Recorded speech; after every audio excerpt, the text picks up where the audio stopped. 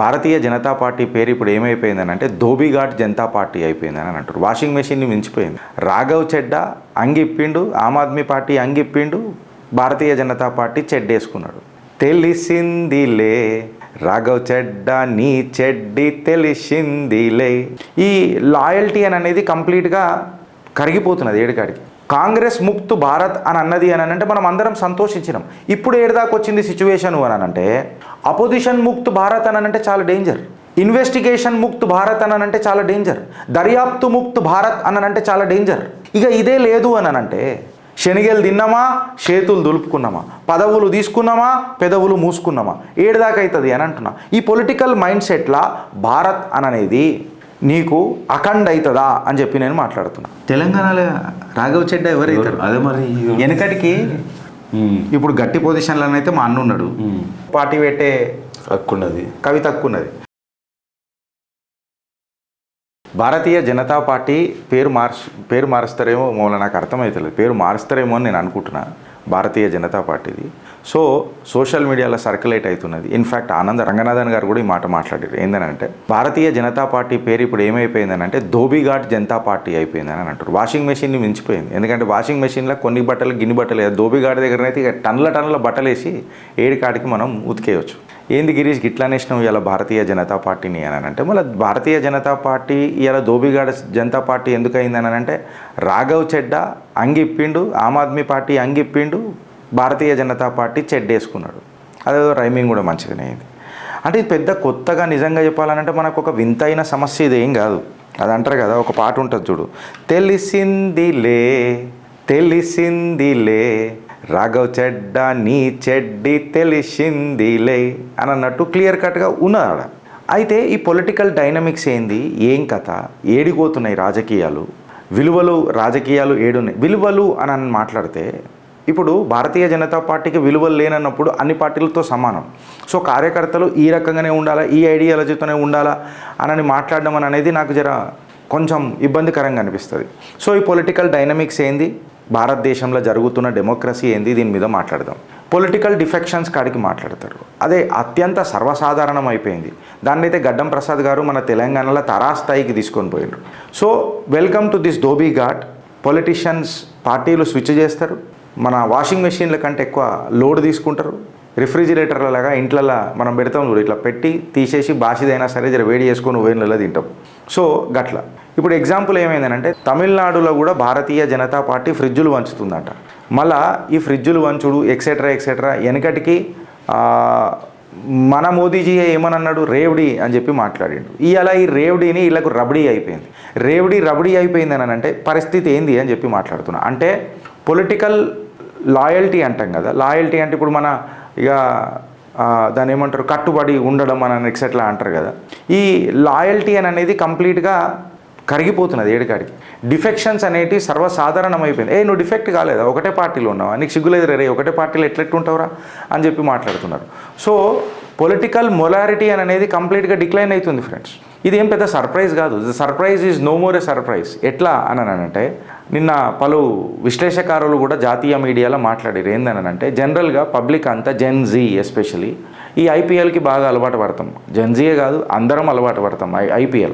IPL అంటే అందరికీ ఏమని తెలుస్తుంది, ఇండియన్ ప్రీమియర్ లీగ్ అని చెప్పి తెలుస్తుంది. కాకపోతే ఇవాళ భారతీయ జనతా పార్టీ ఈ ఐపీఎల్ మన పేరు కూడా మార్చేసింది. ఎట్లా అంటే ఇండియన్ పొలిటికల్ లీగ్ అని. ఎట్లా ఈడ కూర్చొని ఆక్షన్ చేస్తున్నారు. ఆక్షన్ చేసి ఇప్పుడు నేను ఏదైనా కంటెంట్ కొడితే కొంతమంది ఏం రాస్తారు, ఎంత కమ్ముడు పోయినవరా గిరీష్ అని అంటారు. మళ్ళీ ఇలా రాఘవ్ చెడ్డా అని ఎంత కొన్నారా అని నేను అడుగుతున్నా. ఇవన్నీ స్వచ్ఛందంగా అయినాయి. రాఘవ్ చెడ్డా ఎంత కొన్నారు, నా ప్రశ్నలకు సమాధానం చెప్తే మళ్ళీ నేను అమ్ముడు పోయినా, రాఘవ్ చెడ్డా అమ్ముడు పోయిందా, భారతీయ జనతా పార్టీ కొనలేదా అనేది డిసైడ్ అవుతుంది. కొన్ని ప్రశ్నలకు సమాధానాలు మాట్లాడుకోవాలి. రాజకీయాలు ఉంటాయి, నేను సమర్థిస్తా ఖచ్చితంగా. అట్లా అని చెప్పి భారతీయ జనతా పార్టీని కూడా మనం ఎవరం వ్యతిరేకిస్తలేం. ఈ ఇండియన్ పొలిటికల్ లీగ్లా మళ్ళీ పాలిటీషియన్లు ప్లేయర్లా, లేకపోతే ఈ ప్లేయర్లు షిఫ్టింగ్ సైడ్లలో ఉన్నారా, ఏమవుతుంది అనేది అర్థమవుతలేదు. సో ఢిల్లీ టైటన్స్ లేదా ఢిల్లీ దురందర్ మధ్యలో పంజాబ్ కింగ్స్ ఏరాగా ఆడుతున్నారు అనేది చూద్దాం. సో ఈ 7 ప్లేయర్లు ఎంపీలు ఎవరైతే ఉన్నారో డిఫెక్ట్ చేసిండ్రు. ఆల్రౌండర్ల లెక్క డైరెక్ట్గా మంచి ఆల్రౌండర్లు స్పిన్నర్లు అయి ఏడికి జాయిన్ అయ్యారు ఫ్రెండ్స్, భారతీయ జనతా పార్టీలో జాయిన్ అయినారు. అయితే రాఘవ్ చెడ్డా ప్రెస్ మీట్ మీరు ఒకసారి చూడాలి కరెక్ట్గా. రాఘవ్ చెడ్డా ప్రెస్ మీట్ ఏమని మాట్లాడిండు, 2/3 మెజారిటీ, 2/3 మెజారిటీ, 2/3 మెజారిటీ. అలాగే ఆయన ఇట్లా కూడా చెప్పొచ్చు, 7 మంది ఎంపీలు వచ్చేసిర్రు అయ్యా అని చెప్పి మనం మాట్లాడుకోవచ్చు. 7 మంది ఎమ్మెల్యేలు, 7 మంది ఎంపీలు, ఆయన అట్లా మాట్లాడతలేడు.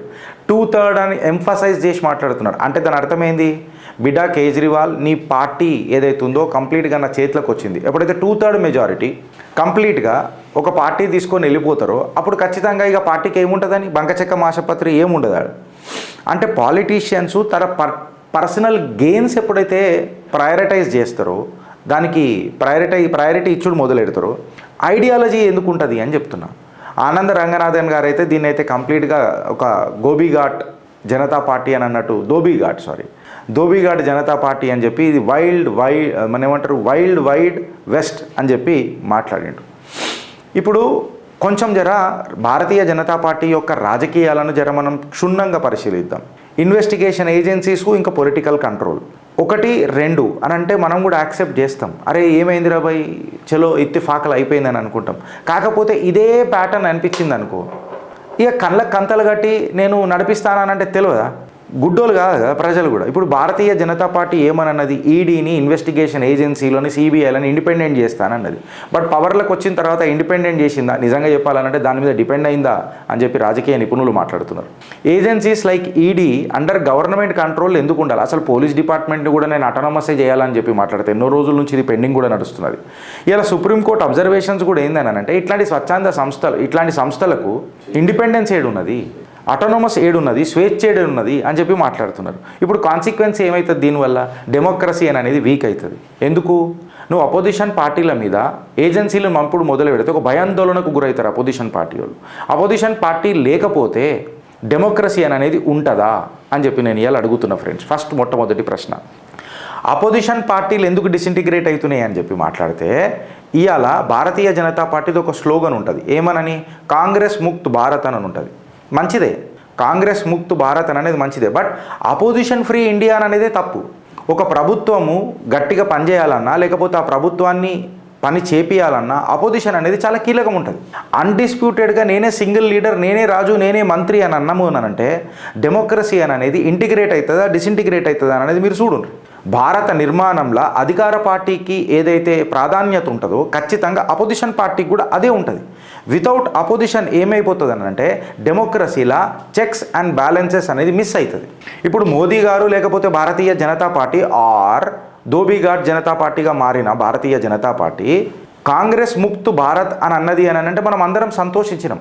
ఇప్పుడు ఏడాదాకా వచ్చింది సిచ్యువేషన్ అని అంటే అపోజిషన్ ముక్త్ భారత్ అని అంటే చాలా డేంజర్, ఇన్వెస్టిగేషన్ ముక్త్ భారత్ అని అంటే చాలా డేంజర్, దర్యాప్తు ముక్త్ భారత్ అని అంటే చాలా డేంజర్.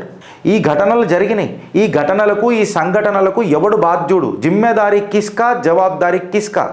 ఇక ఇదే లేదు అని అంటే శనిగలు తిన్నామా, చేతులు దులుపుకున్నామా, పదవులు తీసుకున్నామా, పెదవులు మూసుకున్నామా, ఏడుదాకా అవుతుంది అని అంటున్నా. ఈ పొలిటికల్ మైండ్ సెట్లా భారత్ అనేది నీకు అఖండ్ అవుతుందా అని చెప్పి నేను మాట్లాడుతున్నా. ఎస్, టుడే మోదీ ప్రభుత్వం అరవింద్ కేజ్రీవాల్ గారి ప్రభుత్వం మీద డామినెన్స్ చేసిందొచ్చు. గిరీష్ నువ్వు ఇవాళ ఇట్లెందుకు మాట్లాడుతున్నావు అని అంటే రాఘవ్ చెడ్డా రావడం మంచిదే కదా అని అంటే రాఘవ్ చెడ్డా ఏ సందర్భాలలో వచ్చిండు? మళ్ళీ ప్రశ్నలకు సమాధానం కూడా చెప్తాడు. వెనకటికి లిక్కర్ స్కామ్ జరుగుతున్నప్పుడు మనోడు లండన్లో పోయి నా పంటి నొప్పి ఉందని చెప్పో కంటి నొప్పి ఉందని చెప్పో కూర్చొని ఉన్నాడు. వచ్చిండా? రాలే. పల్లెత్తు మాట కేజ్రీవాల్కి సపోర్ట్గా మాట్లాడిండా? మాట్లాడలే. ఆల్ ఆఫ్ ది సడన్గా పంజాబ్లో ఓ లవ్లీ యూనివర్సిటీ పెద్ద మనిషి అశోక్ మిట్టల్ మీద రేడ్ జరుగుతుంది.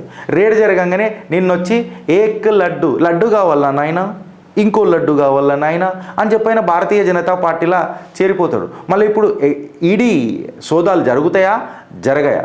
ఈడీ అనేది బీజేపీ జాగిరైపోయిందా, సిబిఐ అనేది బీజేపీ జాగిరైపోయిందా అని చెప్పి మళ్ళీ అపోజిషన్ పార్టీలు మాట్లాడుతుంటే దీని మీద ఏం మాట్లాడతారు అని చెప్తున్నా. ఫర్ ఎగ్జాంపుల్ ఇప్పుడు ఆమ్ ఆద్మీ పార్టీ రాఘవ్ చెడ్డా డిఫెక్షన్ తీసుకొని చూస్తే జనరల్గా ఇట్లా కూడా మాట్లాడవచ్చు ప్రెస్ మీట్లా. ఏమోనని, నేను 7 మంది ఎమ్మెల్యేలని మేము అందరం అట్లా అంటలేడు రాఘవ్ చెడ్డా. 2/3 మెజారిటీ, ఈ 2/3 మెజారిటీ అనేది చాలా కీలకమైన అంశం రాజకీయాలలో. అంటే కేజ్రీవాల్ నీకు మిగిలింది కేవలం దగ్గు, ఇక రైమింగ్లు ఏమేమి వస్తాయో రాసుకోండి అంటే అడిగి ఇక మనిషికి ఏం మిగులుతుంది? ఇక మనిషికి దగ్గు తప్ప ఇంకేం మిగిలలే, బొక్కో అనండి. స్వాతి మలివల్ వీళ్ళందరూ జాయిన్ అయిపోయారు ఎన్లా భారతీయ జనతా పార్టీలో. అయితే ఇష్యూ ఏడొస్తుంది తెలుసా ఫ్రెండ్స్, ఇదే రాఘవ్ చెడ్డా వెనకటికి భారతీయ జనతా పార్టీ గుండోంకి పార్టీ అని అన్నాడు. మళ్ళీ గుండోంకి పార్టీ అని అన్నప్పుడు ఈ గుండోంకి పార్టీలా ఈయన గుండి అయి షెట్టు గుండి అయి అట్లెట్లా కుట్టుకున్నారు కాజాలు అని చెప్పి ఒక మాట వస్తుందా రాదా, ఎట్లొచ్చింది అని చెప్పి వస్తుందా కదా, మా సిద్ధాంతం ఐడియాలజీ వేస్ట్. రాఘవ్ చెడ్డా ఇంకో మాట మాట్లాడాడు, సమాధానం ఆయనే చెప్పిండు. రాఘవ్ చెడ్డాజీ ఆప్ Sahih థే, you are right person in a wrong party. అంటే దాని అర్థమైంది, ఆమ్ ఆద్మీ పార్టీలో నువ్వు ఉండాల్సిన ఓడివి కాదు, ఇక్కడ వస్తుంది ధోబీఘాట్. నాకు ఇన్ని రోజులు తెలిసిందా అంటే ఆమ్ ఆద్మీ పార్టీ పెట్టినప్పటి నుంచి దాన్ని పెంచి పోషించి తనై శక్తై బలమై బలగమై బాధ్యతై బరువు మోసి అంత చేసిన రాఘవ్ చెడ్డా డైరెక్ట్గా ఇలా పార్టీలోకి వెళ్ళిపోయినానంటే దాని అర్థం ఏంది అని చెప్పి నేను మాట్లాడుతున్నాను. ఈ యాంటీ డిఫెక్షన్ లా ఇవాళ కంప్లీట్గా ఈ రెసిగ్నేషన్లకు ఇక పొలిటికల్ సర్వైవల్ అయిపోయింది ఫ్రెండ్స్. కరెక్ట్గా చెప్పాలనంటే యాంటీ డిఫెక్షన్ అనేది ఒకటి అయిపోయింది. 2/3 మెంబర్స్ డిఫెక్ట్ అనేది ఇది జనరల్గా ఒక పార్టీ సీట్లు. అందులో మన దగ్గు స్టార్ ఉన్నాడు కదా గుంగురు సేట్, ఆయన మాటలు కూడా వినాలా. देश में कौन सा भी पार्टी रहने दो भाई, आम आदमी पार्टी का संसद कभी भी पार्टी नहीं बदलता, मेरे को उतना तकलीफ नहीं उठाना पड़ता है अपने सांसदों को रोक के लगाने के लिए. పార్టీల మా వాళ్ళు మారరు, ఆమ్ ఆద్మీ పార్టీలో ఏ ఎంపీ మారడు, నాకు అసలు టైం కూడా పెద్దగా పెట్టాల్సిన అవసరం లేదు అని చెప్పి ఎవరు మాట్లాడారు, అరవింద్ కేజ్రీవాల్ మాట్లాడాడు. ఇవాళ ఏమైంది, ఆయన మీద దగ్గిర్రు పోయిర్రు. ఈ 2/3 మెజారిటీ అనేది అయితే ప్రిన్సిపల్ ఏదైతే ఉంది చూడు, దీన్ని తీసుకొచ్చింది ఎవరు, రాజీవ్ గాంధీ తీసుకొని వచ్చారు. ఎందుకు తీసుకొని వచ్చారు, ఇష్టం వచ్చినట్టు చిక్కుడు బిత్త ఆడినట్టు ఇక్కడికి అక్కడ బిత్తేసి దుంకుతానంటే కుదరదు కదా. సో 2/3 మెజారిటీ తీసుకొచ్చింది రాజీవ్ గాంధీ. బట్ ఇప్పుడు దాన్ని కరెంట్ రాజకీయ ట్రెండ్లో ఏం చేస్తున్నారు అని అంటే, దాన్ని ముందేమో ఒక్కడు పోతుండే 2 పోతుండే అని పార్టీ సభ్యత్వం క్యాన్సిల్ అవుతుండే. ఇప్పుడు అట్లా కాదు, అందరం పోదాం నడరా, యాంటీ డిఫెక్షన్ ఏమున్నది, శతకోటి దరిద్రాలకు అనంతకోటి ఉపాయాలు ఉంటాయి. అంటే నేను అనేది ఏంటంటే లెజిస్లేటివ్ సేఫ్ గార్డ్స్ ఏవైతే ఉంటాయో చూడు, ఈ పొలిటికల్ రీఅలైన్మెంట్లకు కాన్స్టిట్యూషన్నే తాకట్టు పెడతామా అని అనేది ఒక సామాన్యుడు మాట్లాడుకోవాల్సిన ఒక ప్రశ్న. నేను ఫిలాసఫీ మాట్లాడతలేను, రాజకీయాలు ఖచ్చితంగా ఆమ్ ఆద్మీ పార్టీ డేంజర్ కదా గిరీష్ అని అంటే డేంజరే కాదని అంటలేను. బట్ అపోజిషన్ ముక్త్ భారత్ చేయడం అని అనేది డేంజర్. ఆమ్ ఆద్మీ పార్టీ వరకు ఈ డిబేట్ వర్తించకపోవచ్చు. ఇప్పుడు పాలిటీషియన్స్కు ఇది ఎందుకు వర్తించకపోవచ్చు అని అంటే నాకు దీనికి ఒక ఆన్సర్ కావాలి భారతీయ జనతా పార్టీ నుంచి. మొన్నటిదాకా రాఘవ్ చెడ్డా కరప్ట్ ఉండే, ఆయన మీద పంచాయతీలు ఉండే, మీ భయానికైనా లండన్లో దాచుకుని ఉండే. All of the sudden Bharatiya Janata పార్టీలో రాగానే ఆయన క్లీన్ అయిపోయిందా, నీట్ అయిపోయిందా, మళ్ళీ ఏడిపోయింది టైడ్ లాగా మరక మంచిదే అని చెప్పి మాట్లాడుతున్నారా అంటే భారతీయ జనతా పార్టీ ఒక selective usage of Enforcement Directorate raids ఏవైతున్నాయి చూడు, రేడ్ కాగానే రియాలిటీ ఏమవుతుంది, రేడ్ కాగానే రియాలిటీ రియల్ అయిపోతుందా, ఈ మోటివేటెడ్ ఇన్వెస్టిగేషన్లా మళ్ళీ అలా రాఘవ్ చెడ్డాకు రివార్డ్ ఆఫ్ కరప్షన్ కింద లడ్డు ఇచ్చిర్రా భారతీయ జనతా పార్టీది అని అనేది ఒక పెద్ద క్వశ్చన్. ఇది భారతీయ జనతా పార్టీ స్ట్రాటజీ ఏడా చెప్పిన. తెలంగాణలో డిస్కషన్ పోలే, మావాడు టైం అయిపోతుంది గిరీష్ అన్న ఫాస్ట్ అని అన్నాడు. తెలంగాణలో రాఘవ్ చెడ్డా ఎవరైతారు, అదే మరి వెనకటికి పోయిన సంవత్సరాలు పోయిన ఎలక్షన్స్లల్లో ఒక పేరు ఫేమస్ ఉండే, మేము ఏక్నాథ్ చిండేలం తిప్పేస్తాం అని చెప్పాను అన్నారు. ఇప్పుడు కొత్త పేరు వచ్చింది, ఏది రాఘవ్ చెడ్డా. సో తెలంగాణ రాఘవ్ చెడ్డా ఎవరు అంటే పూర్వ ఏక్నాథ్ చిండే ఎవరైతున్నారు ఇప్పుడు గట్టి పొజిషన్లో అయితే మా అన్న ఉన్నాడు, ఇలా రేపో పార్టీ పెట్టే హక్కున్నది, కవిత హక్కున్నది. మళ్ళీ తెలంగాణ రాఘవ్ చెడ్డా వీళ్ళే నేను అంటలేను, వీళ్ళు ఇప్పుడు జర లైమ్ లైట్లోకి వస్తారు, ఎగ్జిస్టింగ్ వాళ్ళు ఆల్రెడీ ఉన్నారు. మళ్ళీ రాఘవ్ చెడ్డా ఎవరైతారు తెలంగాణలో జర మీ కమెంట్ రూపంలో చెప్పారా దయచేసి ప్లీజ్ చెప్తున్నా. ఇప్పుడు వేరియస్ పార్టీ అలా భారతీయ జనతా పార్టీ తీసుకున్నా, కాంగ్రెస్ తీసుకున్నా, ఏదన్నా తీసుకున్నా మళ్ళీ రాఘవ్ చెడ్డాని నమ్మగలుగుతారా? ఇది నేనన్న మాట కూడా కాదు, అర్నబ్ గోస్వామి కూడా ఈ కథనాన్ని నడిపిండు. సో మళ్ళీ ఇలా ధోబీఘాట్ జనతా పార్టీ మోడస్ ఆపరెండా ఏందని అంటే అపోజిషన్లో ఉన్నప్పుడు కరప్ట్, నువ్వు ఇక్కడికి రాగానే ఖచ్చితంగా నువ్వు క్లీన్ అయిపోతావు అని అంటే, వైట్ వాష్ అయిపోతావు అని అంటే ప్రాబ్లం అవుతుంది. When I say this statement I bluntly introduce అయింది భారతీయ జనతా పార్టీకి ఇది చేసింది ఏంది, ఎఫ్సిఆర్ఏ యాక్ట్లా అమెండ్మెంట్ చేసింది భారతీయ జనతా పార్టీ కదా, రూలింగ్ పార్టీయే కంప్లీట్గా కన్విక్షన్స్ దానికి అగెయిన్స్ట్ పోతున్నదని చెప్పి ఈ లాస్ని మ్యానిపులేట్ చేసింది భారతీయ జనతా పార్టీ కదా. ఇక్కడ రూల్ ఆఫ్ లా అనేది ఎవడు చేసిండు ఎరోజను, భారతీయ జనతా పార్టీ కాదా? అప్పుడు నేను అందుకనే అడుగుతున్నా, మీకు వచ్చేసరికి సంసారము వేరోడికి వ్యభిచారం ఎట్లయితుంది? రాజకీయాలు జబర్దస్త్ ఉంటాయి. కాకపోతే ఒకటే పంచాయతీ ఏందనంటే అపోజిషన్ ముక్త్ భారత్ అని అంటేనే చాలా డేంజర్. రాఘవ్ చెడ్డా మీడియా సాహిబీ ఉన్నాడు, ఇంటెలిజెంట్ పాలిటీషియను. కాకపోతే ఈ రాజకీయాలలో ఇమేజ్ మేనేజ్మెంట్ అనేది చాలా ఉంటుంది. లంబారెస్కా గోడా అని చెప్పి మాట్లాడతారు. సో పొలిటికల్ సర్వైవల్ కోసము ఇవాళ ఎట్లా రాజకీయాలు చేస్తున్నారు అనేది ఒక పెద్ద క్వశ్చన్. దీనికి అంతటికీ media perception and narratives build చేస్తుంది. సో ఇలా రాఘవ్ చెడ్డాని మనం క్లోజ్గా మానిటర్ చేస్తే ఆమ్ ఆద్మీ పార్టీ నుంచి ఉన్నోడు ఇలా భారతీయ జనతా పార్టీలో జాయిన్ అయ్యిండు. సో ఇవాళ రాఘవ్ చెడ్డాని మనం నమ్మగలుగుతామా? ఆయన పొలిటికల్ ఇంటెన్షన్స్ని మనం నమ్మగలుగుతామా? నెక్స్ట్, రాఘవ్ చెడ్డా రేపు భారతీయ జనతా పార్టీ వీక్ అయితే పొలిటికల్ లాయాలిటీ చూపిస్తాడా? మన గుండా పార్టీ అని అన్న రాఘవ్ చెడ్డా మన పొలిటికల్ ఐడియాలజీకి సెట్ అవుతాడా? ఎలక్ట్రల్ స్ట్రాటజీకి చేయగలుగుతాడా? అండ్ పంజాబ్లో దురంధరుడై నిలబడగలుగుతాడా? స్కెప్టికిజం ఇప్పుడు కంప్లీట్గా అప్రహెన్షన్స్ ఏమేమి ఉన్నాయి అని అంటే ఆయన మీద కూడా ఫైనాన్షియల్ కాంట్రవర్సీస్ ఉండే. ఇవాళ ఈ ఫైనాన్షియల్ కాంట్రవర్సీస్ అనేటివి షిఫ్టింగ్ లాయాలిటీస్ ఎట్లయిపోయినాయి అనేది ఒక పెద్ద క్వశ్చన్. బికాజ్ ఆయన ప్రొలాంగ్డ్ స్టే ఇన్ లండన్ ఎందుకుండే? ఇదంతా కన్ఫ్యూజన్కి దారేం తీస్తుంది. ఇంతవరకు ఆయన ఆమ్ ఆద్మీ పార్టీలో అప్పుడు కరప్షన్ ఎదుర్కొంటున్నప్పుడు ఆయన అసోసియేషన్ కూడా డిఫెండ్ చేయలే. రేపు భారతీయ జనతా పార్టీని ఎట్లా డిఫెండ్ చేస్తాడు? ఇదే రాఘవ్ చెడ్డా రేపు సామాన్య ప్రజల మీద గలమెత్తి మాట్లాడే రాఘవ్ చెడ్డా ఇవాళ భారతీయ జనతా పార్టీ పైన గలమెత్తి మాట్లాడగలుగుతాడా? నేను వెనకటికి కూడా మాట్లాడినా. మళ్ళీ ఈ మూవ్ ఏదైతే రాఘవ్ చెడ్డాది ఉందో ఇది కేవలం ఆపర్చునిటిస్టికా లేకపోతే స్ట్రాటజికా? అరవింద్ కేజ్రీవాల్కి బ్లూ ఐడ్ బాయ్ ఉండే, నిజంగా చెప్పాలంటే దత్తపుత్రుడు ఉండే, మానసపుత్రుడు ఉండే. అట్లాంటి మానసపుత్రుడు ఇలా మూతి మీద దనిపోయిండు అరవింద్ కేజ్రీవాల్ని.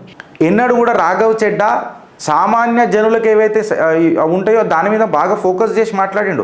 పంజాబ్ ఇష్యూస్ మీద ఎప్పుడు మాట్లాడలే. మళ్ళీ పంజాబ్లో ఏదైతే డ్రగ్ ఇష్యూ ఉండేనో, అన్ఎంప్లాయ్మెంట్ ఉండేనో, అగ్రికల్చర్లో పంచాయతీ ఉండేనో దీని మీద ఎప్పుడన్నా రాఘవ్ చెడ్డా మాట్లాడిండా? అన్నిటికంటే పెద్ద క్వశ్చన్, రాజకీయ లబ్ధి అని చెప్పి మాట్లాడితే ఈ రివార్డ్ రాజకీయంగా రాఘవ్ చెడ్డాకు దొరకవచ్చు. ఎందుకు? ఆయన ఎంబడి ఎంపీలను తీసుకొచ్చాడు కాబట్టి. బట్ పంజాబ్లా ఒక చక్రం తిప్పగలుగుతాడా? ఇప్పుడు ఆమ్ ఆద్మీ పార్టీ అనేది కొలాప్స్ అయిపోయిందా? ఎందుకు అని అంటే కీ పర్సన్లల్లో రాఘవ్ చెడ్డా ఉండే. పార్టీ ఫండ్ తీసుకొచ్చుట్లలో కూడా వీళ్ళకి చాలా అది ఉంటుండేనంట. పార్టీని నడిపించుట్లో కూడా వీళ్ళకు బాగుంటుండేనంట. సో ఇవాళ మళ్ళీ డెమోక్రసీ అనేది ఏడుదాకా అయిపోయింది. భారతీయ జనతా పార్టీని ఏమని పిలుస్తారు జనాలు? ఇన్వెస్టిగేషన్ ఏజెన్సీస్ బద్నామవుతున్నాయి. అపోజిషన్ ముక్త్ భారత్ ఫైనా నడపొచ్చా? ఒక గలం ఉండాలనా వద్దా తప్పు చేసినప్పుడు మాట్లాడేది? భారత్ మాతాకి జై.